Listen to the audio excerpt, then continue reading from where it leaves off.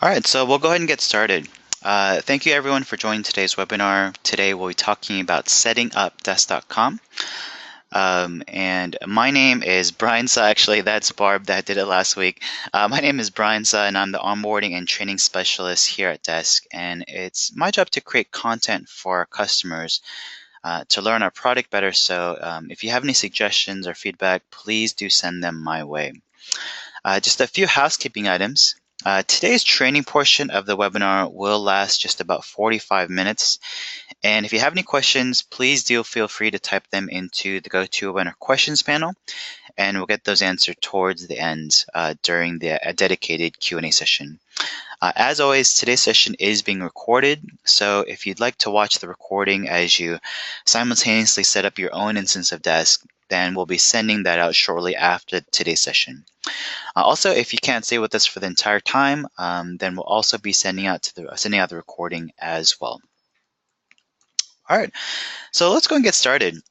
So today we'll be walking through the setup journey and addressing some common configuration questions. Specifically, I'll cover these points here. First, key business questions to ask your team before starting to set up Desk.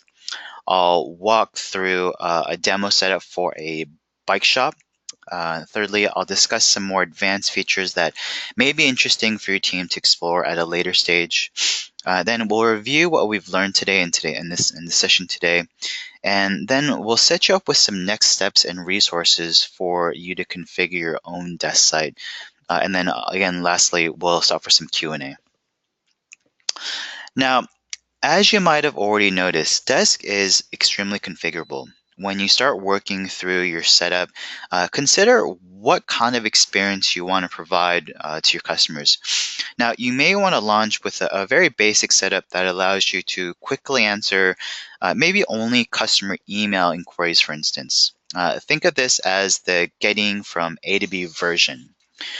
Or perhaps you want to take your time and really customize this before you work with your customers. In this version, you could have a full support center enabled, multiple social media channels, as well as email. It's really up to you. So today, what we are going to focus on is that A to B version, just to get you started. Now, before you dive right into the desk setup, I think it's a good idea to take a step back and reflect on your business, your customers, and their specific needs. And I like to start with these 5 common questions here. What types of customers do you even have? Second, why do your customers contact you? Thirdly, what methods and channels do they use to contact you? Next, how many inquiries a day do you even get? Asking your staff members. And lastly here, what are the real pain points and problems that you're even looking to resolve? So to help us think through some of these questions and the desk setup, let's say that I run a local bike shop, and let's call it Bay Cycles, and our motto is a bike ride a day keeps the doctor away. And we actually carry bikes of all types. Now, I have 2 types of, let's say, customers. First, cyclists who buy my products, and then vendors who supply my shop. And I consider both of these kind of customers to me. Now, the main problem I'm facing is a lack of visibility into why our customers are contacting us. And I have no real way to provide data or reports about our support efforts to the management team here. So I've asked my team the previous 5 questions that we shot up there, and I've discovered some really good information. Looks like cyclists contact us for 3 main reasons: bike sales, service, and events. Next, the bike types that we get questions about are cruisers, commuters, and road bikes. And then finally, the events we host are Friday fun rides, monthly 20K rides, and annual races. Now, I also found out that these customers contact our shop by email and phone, and it's the shop staff who handle most of these questions. Now, I also think of our vendors as customers as well. Vendors contact us about new products, orders, and promotions. And it's really important for us to respond to them in a timely fashion. So it's important that we track their questions in Desk as well. Now, based on this overview of my bike business, I'm going to create a data model that I can configure in Desk. So let's see what this would look like. If a cyclist customer contacts us, they may ask us about an upcoming event. Maybe our Friday fun ride, where and when the ride starts, ends, and how long it is. Or they may contact us about types of bikes that we carry. Now, if a vendor contacts us, they may want to tell us about a new promotion they're having, maybe on their mission bikes and featuring their Revalencia model. So for my bike shop, these are the main things I get contacted about, and this is the information I want to capture for reporting purposes. When we start configuring our desk site, the main categories seen here are going to be stored in what we call custom fields. All right, so let's look at the bird's eye view of how the system works. When a customer, let's say Josh, sends me an email, Desk enables me to process that email based on its unique attributes like who it's from, who it's being sent to, the subject line, and so on. Now, based on these unique attributes, I can configure Desk to take certain actions through the rules engine. One example of a rule for an inbound email from Josh is to assign it to a specific staff member. Now, Emily is one of my staff members, and she typically handles most emails from cyclists, so I'll directly assign her cases from customers like Josh. I'm going to ask Emily to capture information like contact reason in custom fields for all cases so we can keep track of our customer inquiry trends. Now, when Emily replies to Josh, she can directly type her answer or use pre-created messages called macros to speed up her reply for frequently asked questions. When Desk sends the email out to Josh, it'll apply a look and feel based on a specific email reply template that I can modify. Now that I'm prepared with my data model and I have an overview of how Desk works, let's talk about the specific tasks that I need to complete in order to customize Desk for my bike business. Now, I prepared a list of 10 steps to 10 setup items to do in Desk. Number one, I'll keep my implementation really simple and only enable the email channel for the time being. When I'm ready, I can always go back and enable my phone and social media channels in Desk. In step two, based on my business needs, I'll take those categories like customer type, contact reason, and create custom fields so my team can easily capture this information on cases that they're working on. And step three, I'll add a colleague to help me test my configuration. When I'm done testing, then I'll add all the other team members. And step four, I'm going to leverage desk automation by creating an inbound rule to correctly route the vendor and cyclist email inquiries to my respective management and staff teams. In the next step in five, I'm going to customize the inbox view for my team and clearly show the vendor and cyclist cases separately and in what we call filters. In step six, I'm going to turn on the auto-acknowledgment rule. And this is an immediate response that Desk sends to customers when they've contacted us so that they know we've received their inquiry. In step seven, I'm going to create a macro, which is essentially a canned message for common questions. In step eight, I'm going to turn on the Desk email notifications for new interactions. That way, my staff is notified when a case comes into Desk via email. In step nine, I'll test my setup first with my built-in support email. And then finally, after additional testing, I'll connect my real support email with Desk so I can start handling real customer inquiries. So let's go ahead and jump in. Let me go ahead and switch over here. Give me 1 second. All right, and let's go to the dashboard here. All right, now I'm logged in as an administrator on the site. And in order to access what we call the admin console, which is what you're seeing here, you will have to have administrator level access. And so this is where we can customize parts of Desk for my bike shop. So let's actually just go over kind of what this console entails and some of the setup areas here. So first, what you're seeing here is the dashboard. This is what you'll immediately land on. This is a great place just to get started because these are articles that'll point you to the desk support site. So these are kind of end-to-end guides to help you with a couple of things here.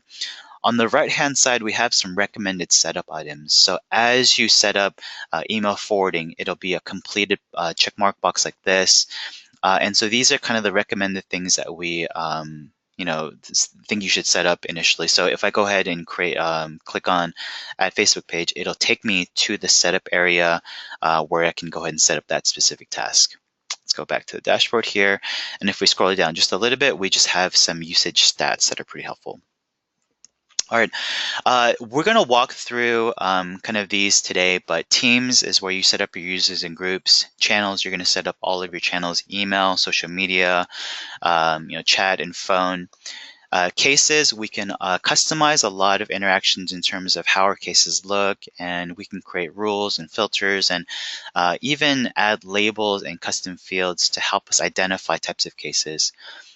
Content is the area where you can actually set up knowledge-based articles, external for your customers, but also internal for your staff members. Things like if you want to explicitly lay out like what a refund procedure looks like or escalation path looks like. Those are great internal articles. But again, you can use the content area to post like FAQs for customers. We also have apps here where you can integrate with a lot of different third-party apps with Desk. So take a look there. Today we're going to focus on team, channels, and cases here. Taking a further look into the admin console here, we have our gear icon here. So these are just a lot of global settings for the system. Take a look around to see if any of this is going to be useful to you guys. Let's say maybe the system log or single sign-on or whitelisting, any of this as well.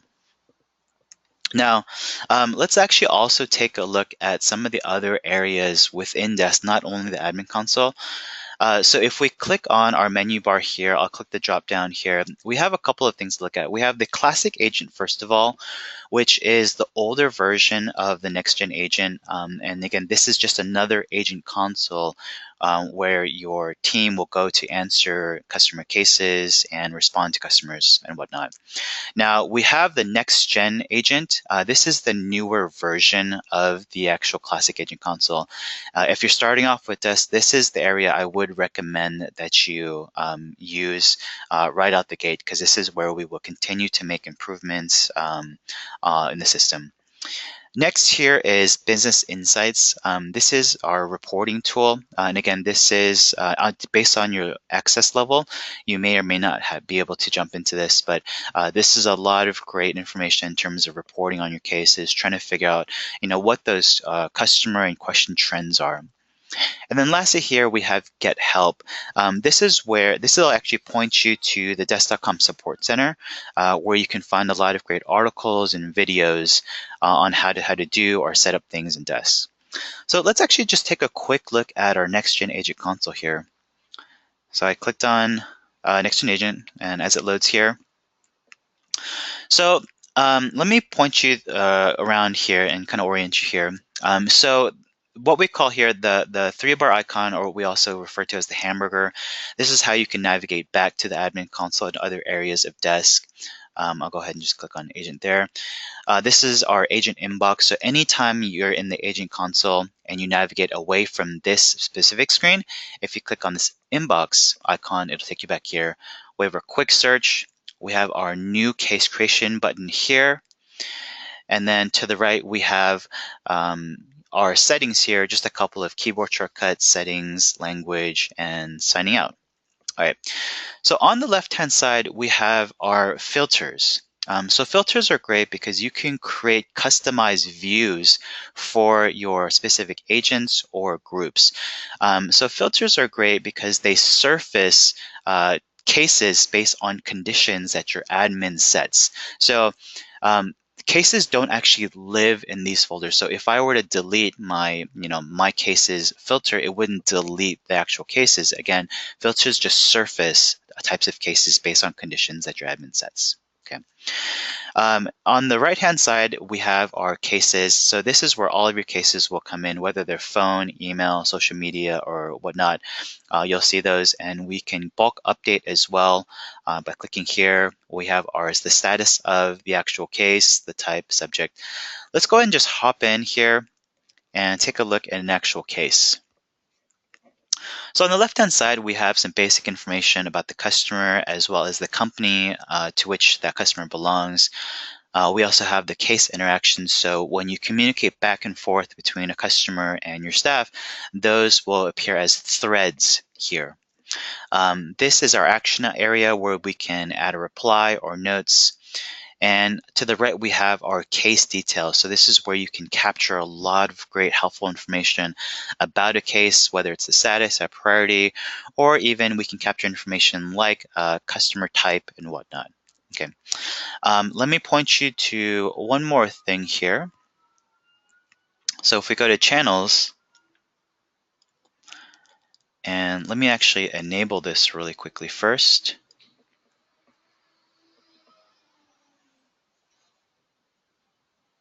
Oops. Copy that.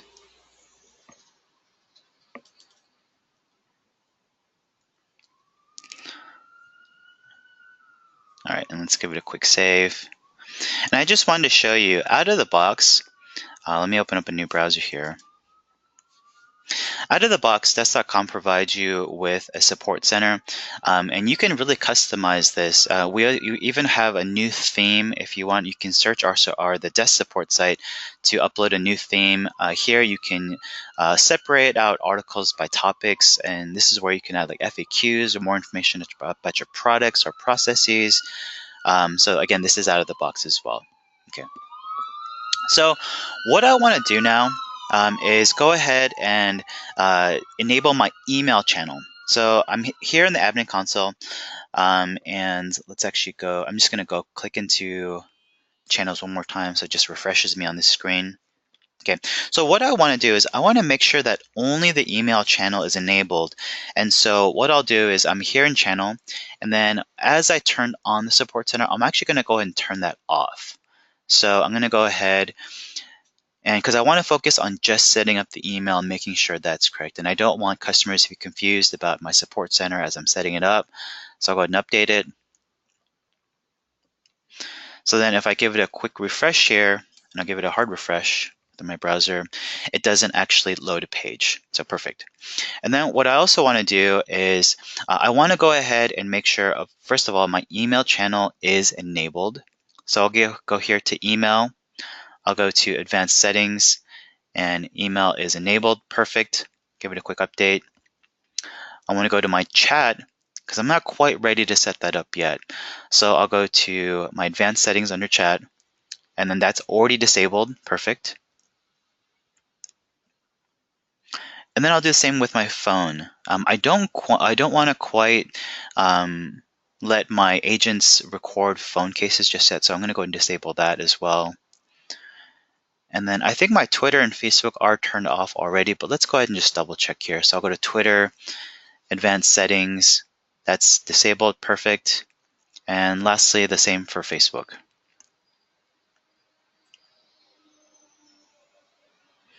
Advanced settings, all right, and it's disabled, perfect. All right.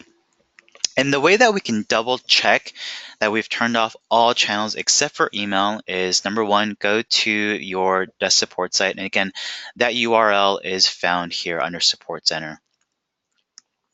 So it'll be this web address to check if your support center is turned off. But another quick way is to go ahead, I'll give my agent console, actually let's just go back to my inbox here. And so when I go ahead and click on this icon to create a case, and let's give it a quick refresh here. So So what I'm looking for is when I go to create a case, the only channel that should appear here is email, and that in fact is the only one, so we're all set. So I confirm the changes have been made, and only the email channel is enabled for now. So for step 2, what I'll do is let's create our custom field based on the bike shop categories.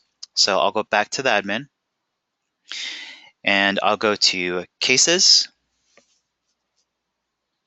and cases one more time, and it pops me to custom fields here. And then I can go ahead and simply add a field here. So I can go ahead and give my custom field a name. I can give it a key. The key is basically a name with minus any spaces. So as you see here, you can use underscore for that. And then you want to pick the data type. So for my custom fields, there's a lot of very specific information that I want my agents to capture, my staff to capture. So I want to actually create a list for my custom field. So I can go ahead and select that from here. And then I can simply add the data points here by clicking on the plus icon, bike 1, so on and so forth. And let's just add one more here.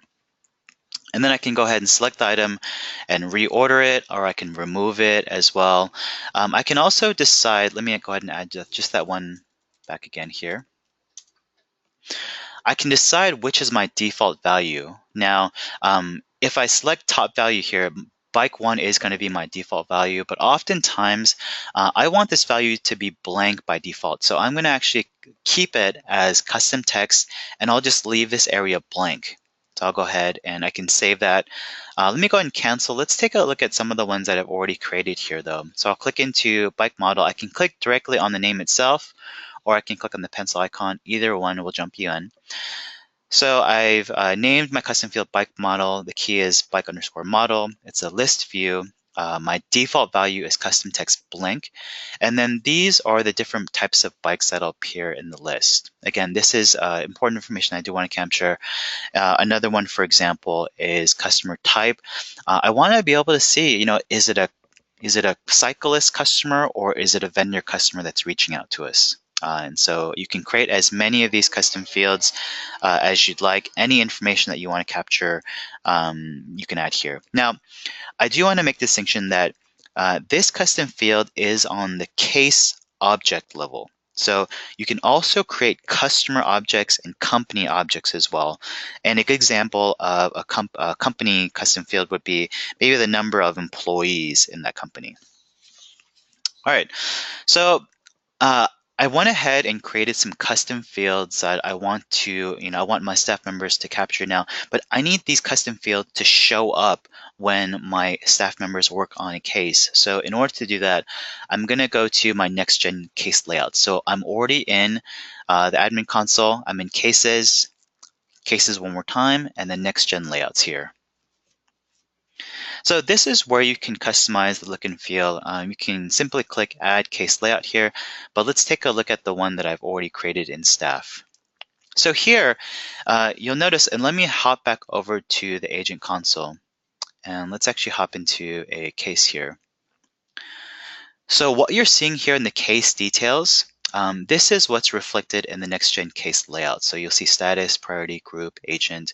So you'll see the exact same layout here.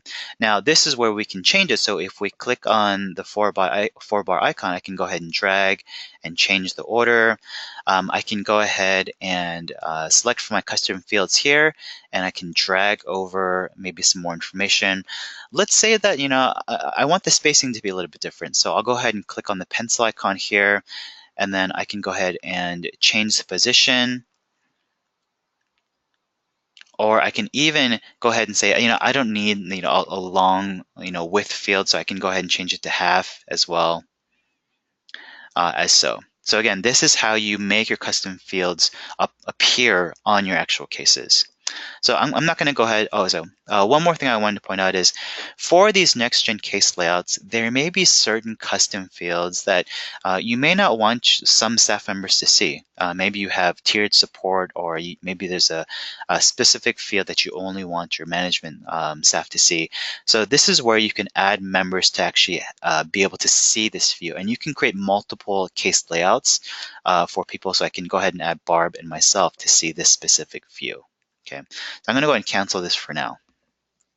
All right, so we created custom fields. We now make those custom fields appear to our case layout when agents work on them. So perfect. So the next thing that we want to do is actually add some staff members. So I'll go to my team here, and we can go ahead and click add user here, but let's actually just go ahead and take a look at my profile. So I'll click on my name here. So simply just give the person a name, Brian SUH at Salesforce.com. I can have a public lane. So this is the name that is displayed to your customers when you reply to them. You can add a signature. You can reset passwords. And then now you can also create groups. Let's go ahead. Let's talk about groups in just a little bit. And then if your agents ever forget their password, this is where you can expire their password. So they'll be sent an email with a link, and then they can go ahead and reset their password. Okay, so really simple adding users. But let's take a look at groups. So I'll click over to groups under my teams. And then I can go ahead and click add group. So we can create as many groups as we'd like. Let's say it's tier 1 or tier 2, or you have an escalation group, or you have a managers group or owners group, whatever they may be. You can give it a name, and then you can select the members that are going to appear. So multiple people can appear in multiple groups. And then as you saw earlier, when we clicked into my profile, and let's go back there right now, we can actually decide which groups that they belong to, or we can remove them as well here. All right, so let's go ahead and just update that. So perfect. Really simple adding users and groups. And again, it is important to set groups because this will come into play when you create certain rules or even filters, which is what we'll do in just a little bit as well. Okay. So the next thing we want to do is create an inbound rule to assign my cyclists and vendor emails to specific groups. So to do this, I'm going to go to cases here, and I'll go to rules. And then I can go and simply just add a rule. Let's click and see what that looks like. I can go ahead and again, I do want to make distinction. Let me go back here, that we have lots of different types of rules. But this specific rule that I'm creating is an inbound rule. So anytime that Desk receives an email, then this rule will act. We have different types of rules. An outbound interaction, so when your staff replies back to customers, there's certain rules that act, or anytime a case is opened or anytime a case is updated, that there are certain rules that act. But today we're going to go ahead and look at inbound interactions, an inbound rule. So we can go back to add rule. We'll give it a name, and then we can decide which interaction types that this rule acts on. So I'm going to go ahead and just say it's email, and I can go ahead and add, let's go ahead and give it a name here, customer type, and add. All right, so here I can add conditions. We have two types of conditions. We have all and any. So the all must be met in order for this rule to act on a case, or any if let's say that there's three components, A, B, and C, and if just C is met, then it will still act. And then we can decide which rule actions take place when the conditions are met. We can decide at what time we want the rule to run, anytime, only during business hours, or maybe after hours. And then we do have to enable the rule as well. Let's take a look at one of the ones that we've already created here. Again, what we're doing is we want an inbound rule to automatically assign customer and vendor emails to a specific group. So let's take a look at cycles emails. So the all condition is that the email to field contains this specific email. So anytime a customer emails this specific email, then the condition is met. And so when this condition is met, and remember, the case status has to be new. So we only want this rule to act when when Desk first receives a case and it is a brand new case. We don't want this rule to act when it's maybe the fifth interaction between a staff member and customer. And so the rule action that we want to take place here is that we want our email source, which is one of the custom fields that we've created. We want the email source to auto-populate to this value. And again, just to remind you guys, the basecycles101 at gmail.com, that's the email that our cyclist email. And the basecycles101 plus vendors is the one that our vendors obviously email. So number one, the rule action that we want to happen is that it sets our custom field to the correct email address. And then secondly, we want the to make it a little bit easier for reporting and also for your agents visually, we want to set the case customer type to cyclists as well. So not only do you see the email address from which the person is emailing, but also we have a custom field that very simply displays on the right-hand side in case details that it's a cyclist that you're interacting with. All right. And if we scroll down again, we want this rule to run at any time.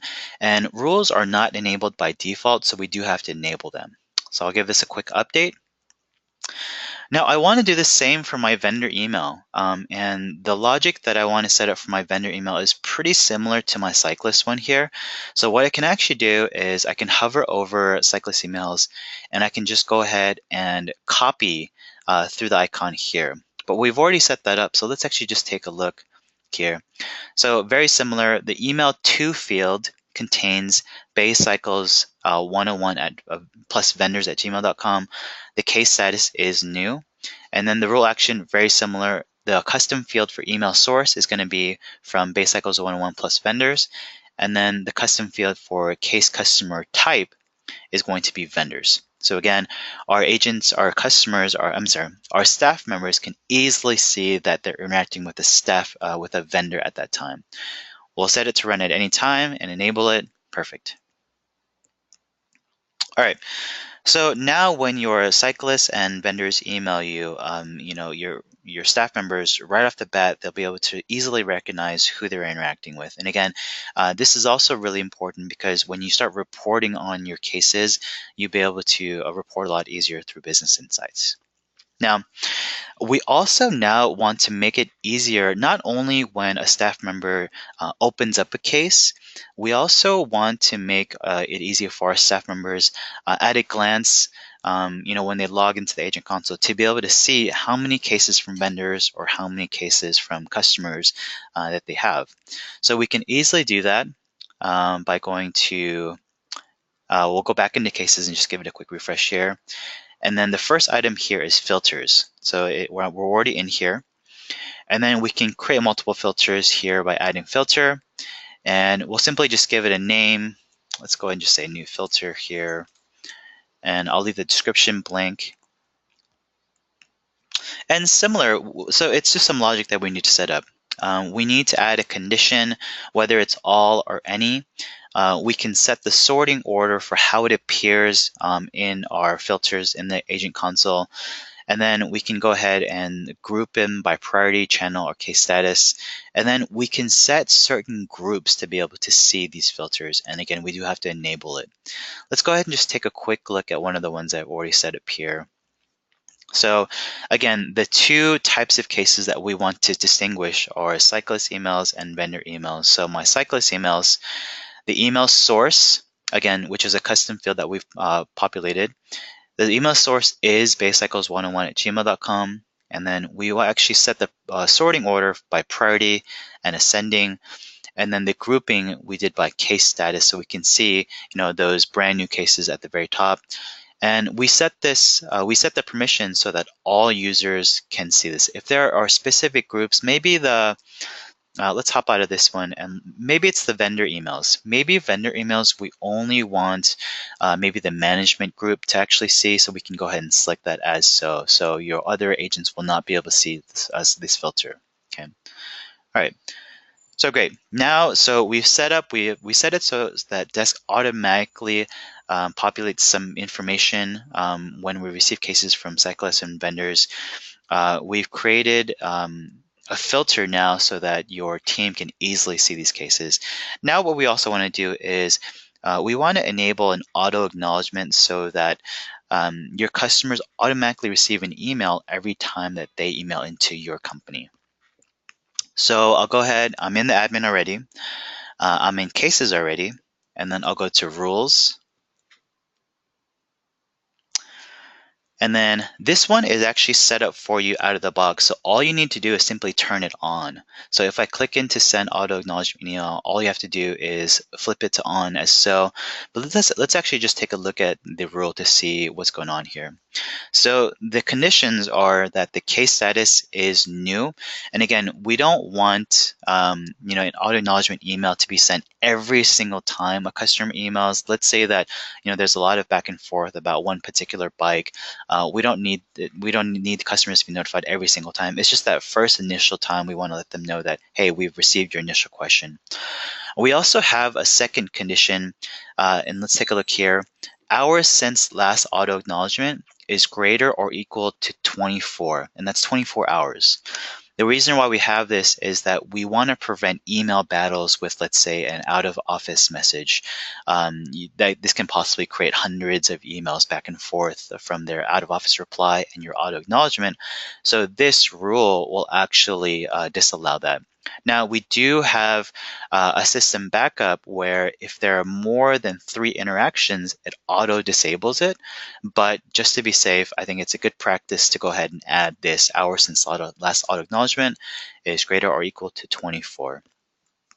And then the rule action that we want to take place when this condition is met is that it sends the email auto acknowledgement, and we have themes that you can create, but let's go ahead and just use a system default theme. And then we want this to act at any time and make sure to enable it. Perfect. All right, so we enabled the auto acknowledgement so that customers receive an email the first time they email your company. Now we want to actually create a macro. Now, when I initially spoke with the bike shop staff, they mentioned that customers often ask about our events. So I thought I'd make their jobs a little bit easier and create a macro or a can response so they can save some typing. So let's actually go there. So we're already in cases here, and we'll go to macros. All right, and we can go ahead and simply just add macro here. We'll give it a name, but let's actually just go ahead and take a look at one of the ones I've already set up here. And so I said that customers often email us about our events. So I've created a macro here. Let's click in. So let's first talk about the actual typing portion of a macro. So a macro is a can response, yes. So this is the information that's auto-populated. It gives, where, when, the routes, how long it is, and even a link to the map here. Again, so one thing that you'll notice is these double curly braces that are surrounding customer.first_name. That's what we call a liquid variable in Desk. So what that does is, rather than having to type the customer's name or email address or whatever information it is over and over, liquid variables pull in saved information from Desk and auto-populates it. So this will auto-populate the customer's first name every single time that this macro is used. Now, there's a long list of liquid variables that you have access to.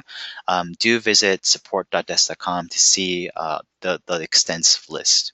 Okay, so a macro, yes, is a can response, so it'll save your agents from having to type a lot, but macros do a lot more as well. So you'll see up here that there's a lot of other fields like status or priority. So macros actually also, do a lot of actions for you in Desk. So it could automatically set a priority for you. It can automatically set a status for you. Let's see a couple other ones here. Let's scroll down. It can add an internal note. And what I did is, because this is particular to an event, I had this macro. Every time that we use this, it automatically sets my case event type custom field for Friday Fun Rides. And it sets my customer type custom field as cyclists and my contact reason custom field as events. So again, not only does it save your staff from having to type this extensive, email or even copying pasting from like maybe a document. Not only does it save time in that sense, but it also saves a lot of clicks in terms of capturing information. We can go ahead and set the permission for all users or a specific group or a user, and we can go ahead and enable it.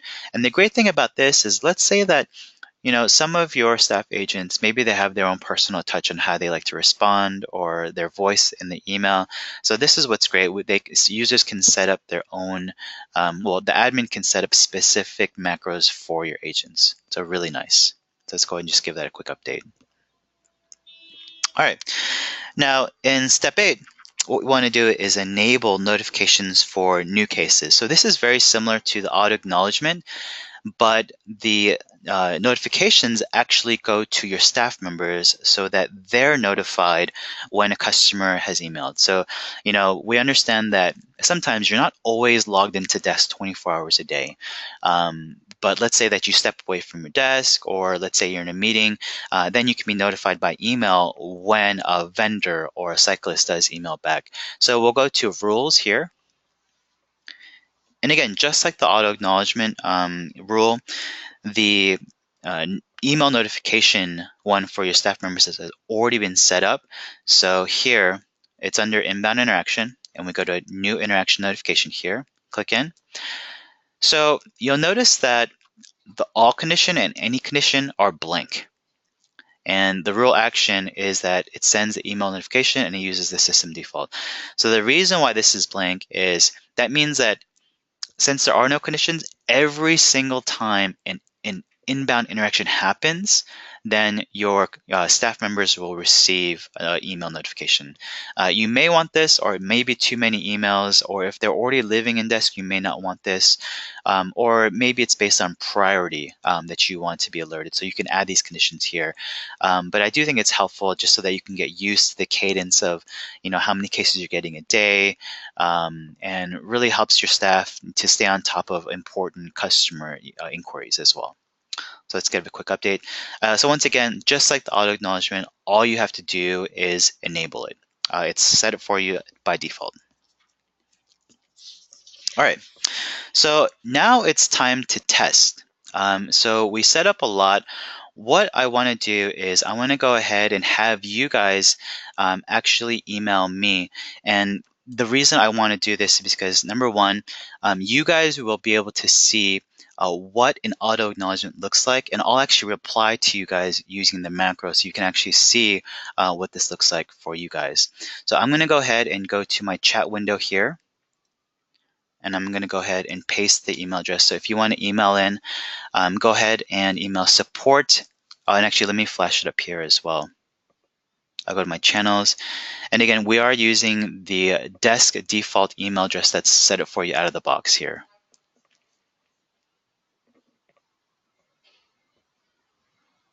Okay, so it's this email. I did put in the chat window, but email support at zzz-baycycles2.desk-mail.com. Once again, it is in your chat window as well. So let's actually go to my agent console here, and I'll go to my inbox and see if I've gotten any. Let's give it a quick refresh. And while we're waiting, in which filter on the left-hand side would you think that these emails would appear? Would it be inbox, all cases, my cases, maybe cyclist emails, or vendor emails? I'll give you guys just a moment to think about that. All right, now it's sort of a trick question, only because the email address is support at zzz-baycycles2.desk-mail.com. If I had given you guys baycycles101@gmail.com and we had turned that on, then it would appear in Cyclist. If it was baycycles101 plus vendors@gmail.com, then it would appear in our vendor emails here. But this test case here from me will show up in my inbox as well as all cases.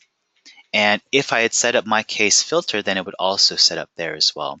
So let's take a look at, looks like we have another test email here. So I'll click in here.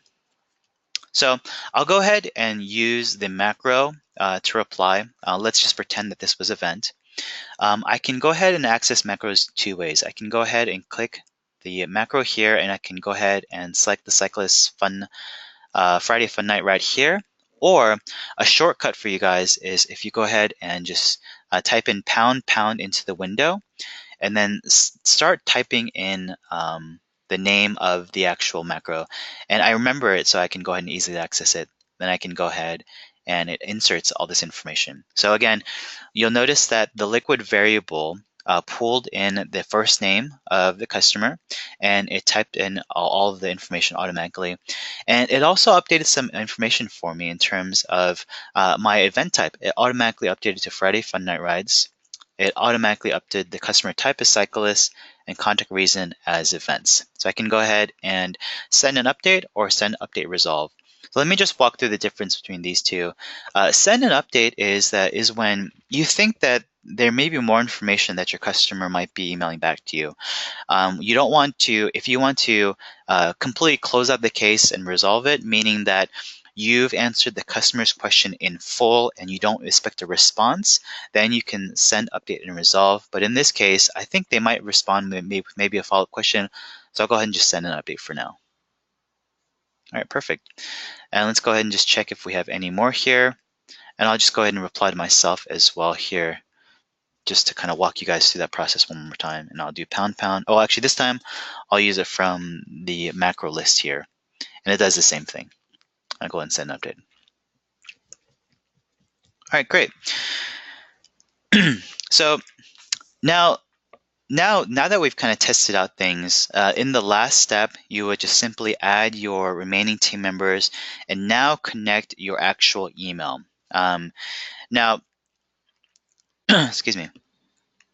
So after you've corrected your real email, from there, Desk provides you with that support email address out of the box, but you can also connect your existing support emails with either a direct method using IMAP or through email forwarding. Email forwarding is the method that we actually recommend in order to get your email cases into Desk quicker. There's actually a really great guide that's easy to follow that takes you step by step through this process, and you can actually access it through the main admin page. Let's actually go there right now. And I think I did point this out earlier, but if I go to my dashboard in my admin console,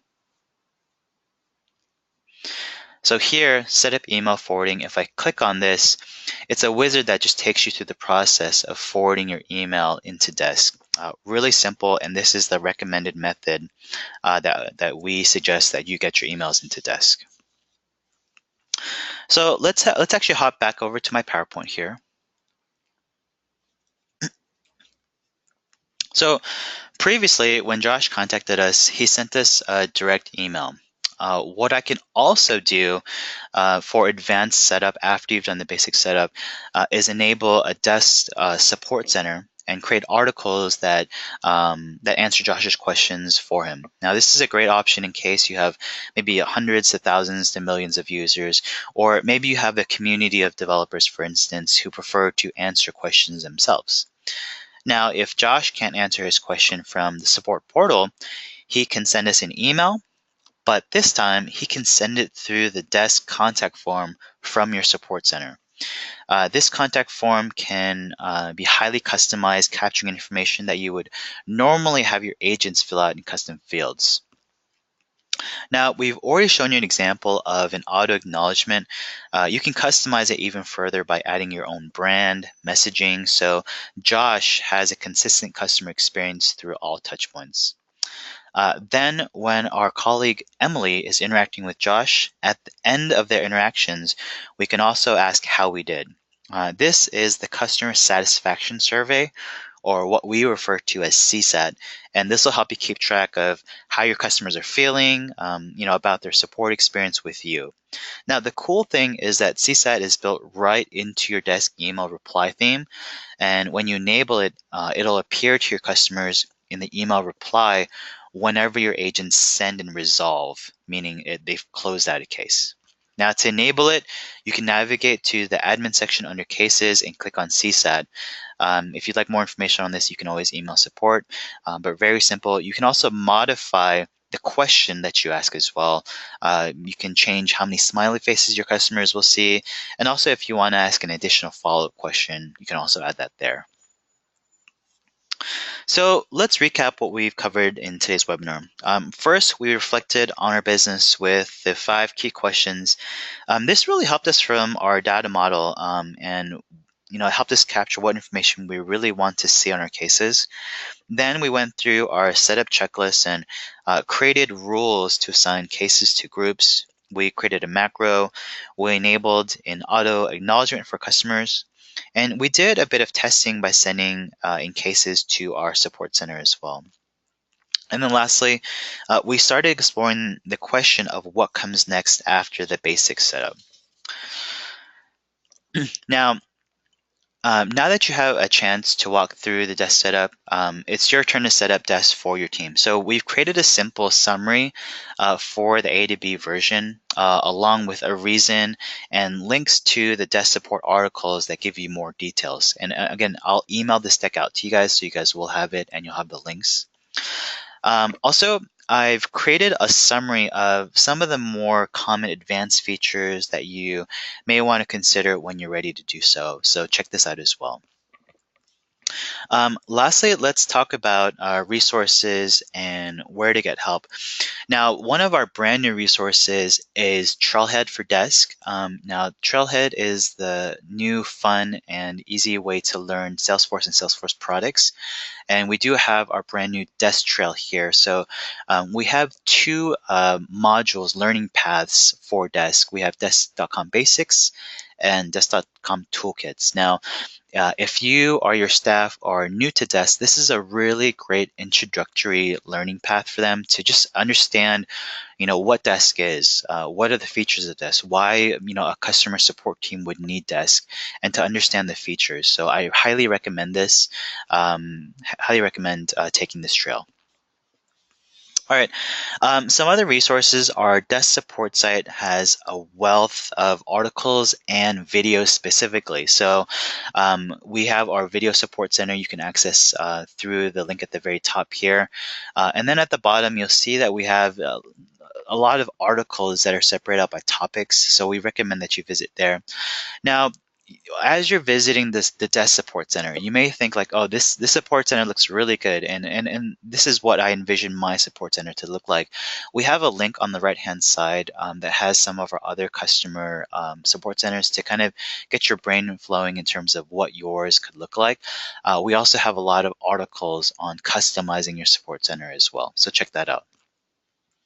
All right, and as always, if you need more guidance or if you feel like you're getting stuck, please do contact our support team for any additional help, either by phone or email. We're here to help, and at any time, let's say that you're having trouble setting up a rule or maybe creating a filter, we don't want you to feel stuck, so please do reach out to us. And with that, that's all the information that I did want to cover. So with that, we want to really wish you a successful launch as well.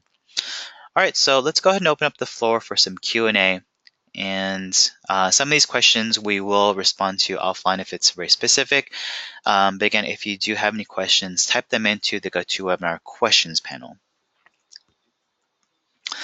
And actually what I'll do is while we're waiting for that, I'll actually walk you through the support site here. So support.desk.com. And so here are the articles that I was mentioning about. So we can click into a specific topic, and then it has a wealth of articles here. I can go ahead and even search for an article. Let's say that I wanted more information about setting up a macro. I can go ahead and search here, and then it'll give me a list of results. And these results contain not only articles, but videos also. Also here, if we hover over help, we have some information. We have our video support center. We have our system status if you ever want to see the status of Desk.com as a whole. We have our contact support, which is our contact form. Again, so instead of emailing us, you could just fill out this form and it creates an email on your behalf. We also have our other office webinars. Now today, you guys have attended the admin training, but we also have our agent training as well as Desk Connect office hours as well. Okay, let's just go back here. And lastly, I just wanted to go ahead and walk through the Video Support Center. And again, you can kind of browse through here, but there's a lot of great videos. And these videos range from 2 to 3 minute like walkthroughs, or 30 minutes to hour webinars where we walk through a topic in detail. So have a look around. And if you're wondering like how, this video support center looks really great, how can I get this from my own site? We actually have an article on how to create your own video support center as well. So check that out as well. All right, and let's go ahead and check to see if we have any questions.